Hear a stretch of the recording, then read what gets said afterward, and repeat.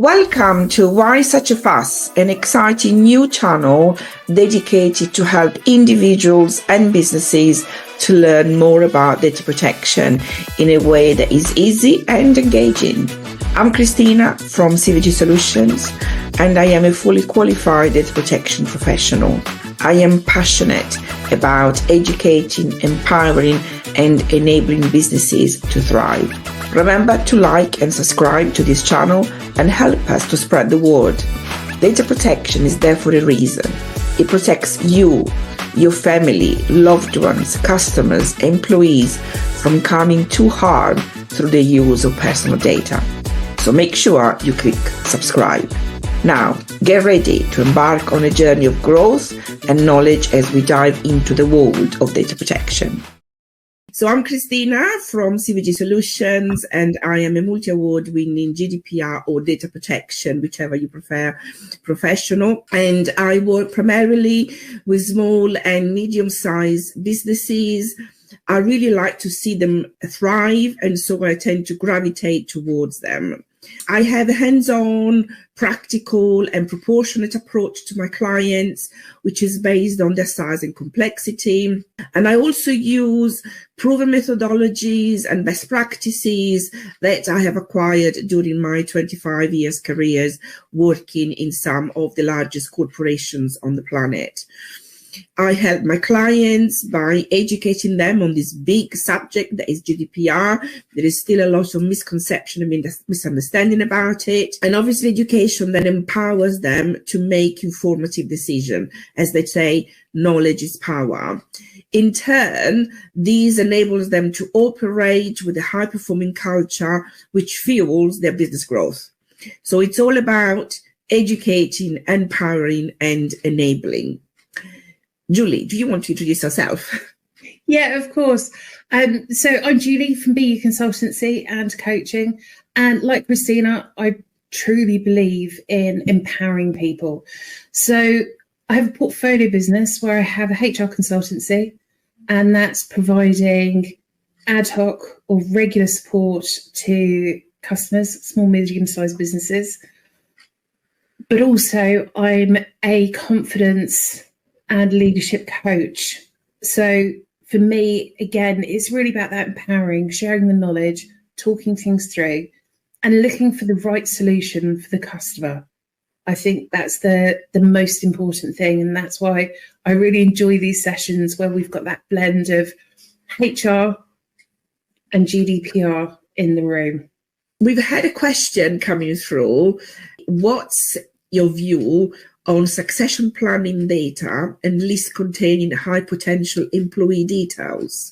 So for me, I think the view on it is that organisations need succession planning. They need to know who's sitting on the bench, who's going to be their next superstars. But I think it's reviewing and considering what data is being collected and why.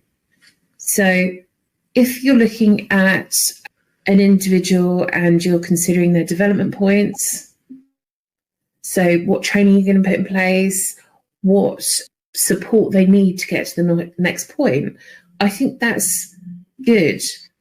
And I think it's valuable, and I think it can be argued that it's needed within the business. But I'd share that with that individual. I certainly know of organisations that will do succession planning, but then they don't talk to the individual about it. And where the trust can be broken is where there's information on you. You know there's information on you, but you don't know what it is. So it could be good, could be bad.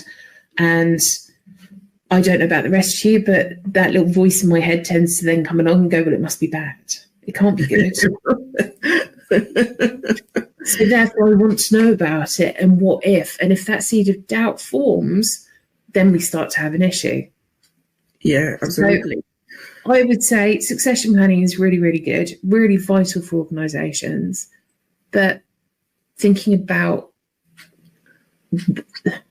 what information you're retaining, and also if you've got issues with, so if you're looking at part of your succession planning and you're looking at your high performers and your low performers, the low performers, again, be really mindful about what details you're taking, whether they go onto that wow list, the wasted wages list, the Uzi list, the whatever other list there might be under the sun, and actually think about, right, what development do they need?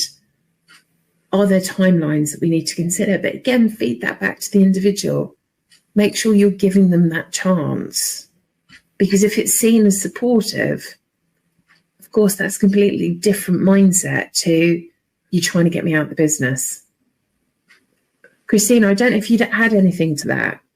Just in terms of, from a data protection perspective, GDPR does not prevent you from having this list, from having a succession planning. You need that, and I totally support that, for the survival of your organization, to promote your employees, to ensure that you retain talent or you develop those that are underperforming, which sometimes underperforming, for lots of different reasons, not just necessarily because they don't care.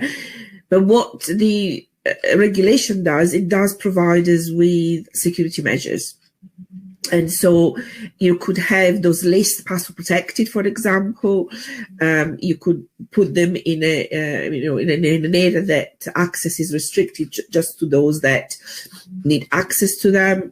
The other thing that you could do is use pseudonymization. I know it's a bit of a mouthful, but basically what it is you could remove some of the identifiers, like the name of the individual, and replacing it with an ID, so that should, for whatever reason, that list be mislaid or misplaced, and someone who's not authorized to see it, they would not know who those individuals on the list are.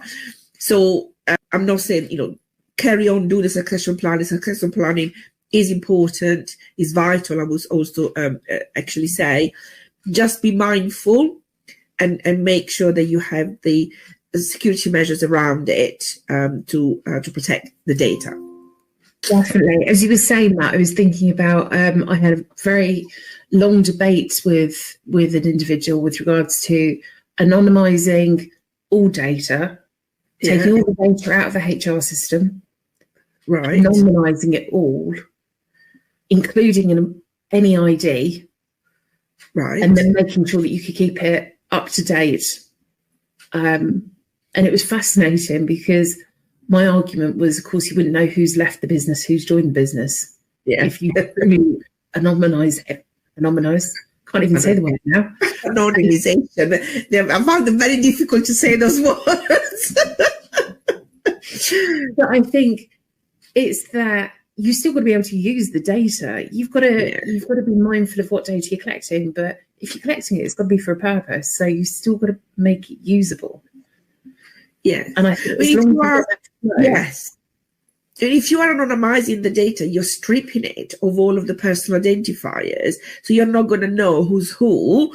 And in some instances, that is the right approach. Don't get me wrong. And in fact, under the GDPR, if the data is anonymized, it's actually out of scope because you can't identify who's who. But there might be instances like in a succession planning where anonymizing everything is probably not the right course of action.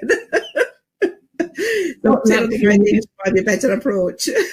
I just wanted to remind our audience to please click the follow button to avoid missing any future episodes.